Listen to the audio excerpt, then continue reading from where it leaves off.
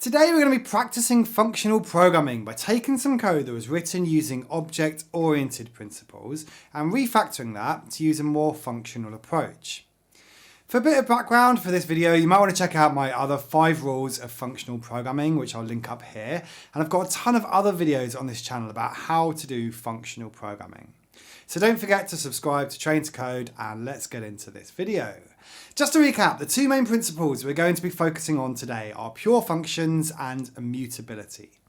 So we're going to be rewriting all the logic in this code into pure functions, which are functions that don't have any side effects.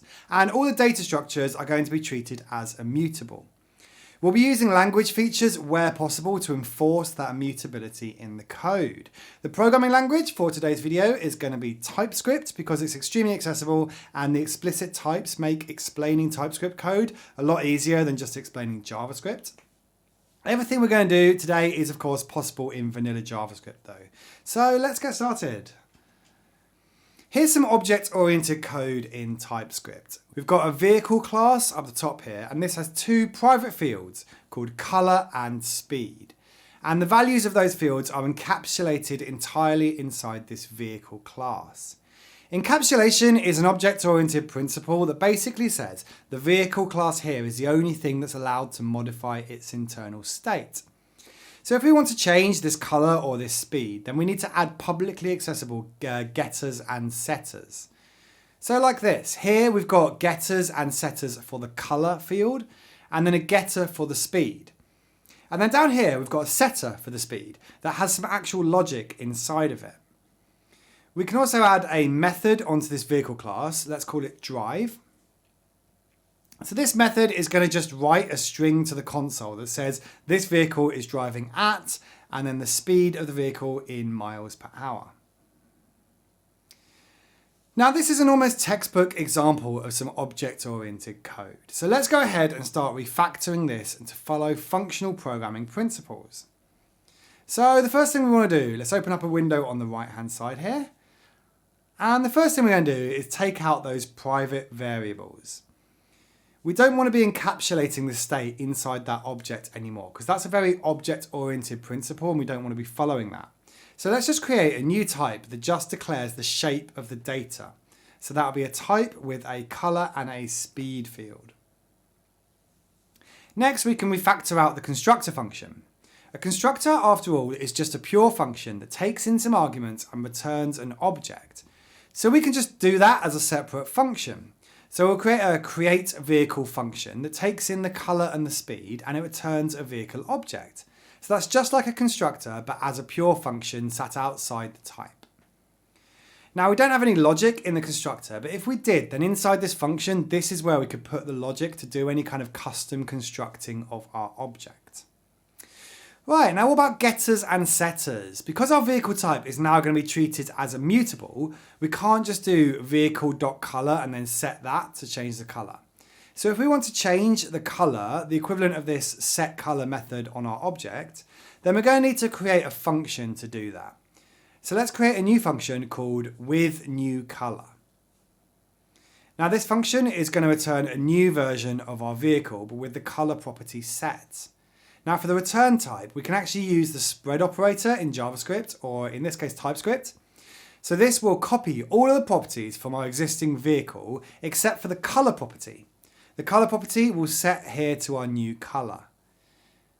So what we've done here is we've recreated a functional, pure functional equivalent of our color property setter, but outside the vehicle class, and it's in a separate function. So we can use the same approach here for the speed. Now if you remember, the speed inside our vehicle class actually has some logic inside it. In the setSpeed setter over here, we've got this new speed is greater than or equal to 0. So it's only setting it if it's greater than or equal to 0. So we can replicate that logic by creating a withNewSpeed function on the right here. And inside that function, we can say if new speed is greater than or equal to 0, then return a new version of this vehicle object with the speed set. If it isn't, then just return the same vehicle as it was passed in. So what we've done there is we've replicated that logic that won't allow us to set negative speed values. Now the last thing to refactor out is the drive function that we added. So previously we had drive as a function that was executed on the vehicle class, and it accessed the current state of the vehicle using the this keyword. Well, when we do functional programming, we're not going to have access to the this keyword. So when we create our drive function, we need to pass in a vehicle that drive function can access on. So then we'll use that passed in value to get the color and the speed and do just the same as before. So creating the string and logging it to the console. There are advantages to this new way of doing things. By having all of these functions in here, we can export any of these if we wanted to. So for example, if I wanted to export this drive function, I could export it here and then import it anywhere else in my code base, and I don't need to reference the vehicle type. I can just pass in anything that has a color and a speed property in TypeScript, and you'll be able to drive it. TypeScript doesn't mind if you don't pass in an actual instance of this type. As long as it has these two properties, then we can use the drive function. So here are the two versions of the code side by side. I've got the object-oriented one on the left with the vehicle class, and on the right we've got the vehicle represented as a type and all of the pure functionality in functions underneath it. Each of these could be exported if you wanted to, and they're a lot more reusable than having them embedded inside this type.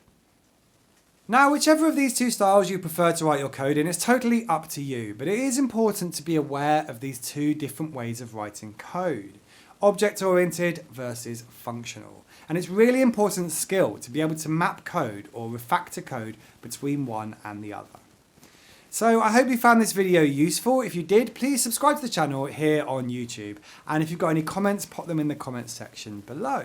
My name is James Charlesworth, and you can find many other videos on functional programming and a whole series on C# I've just added on the Train to Code YouTube channel here on YouTube.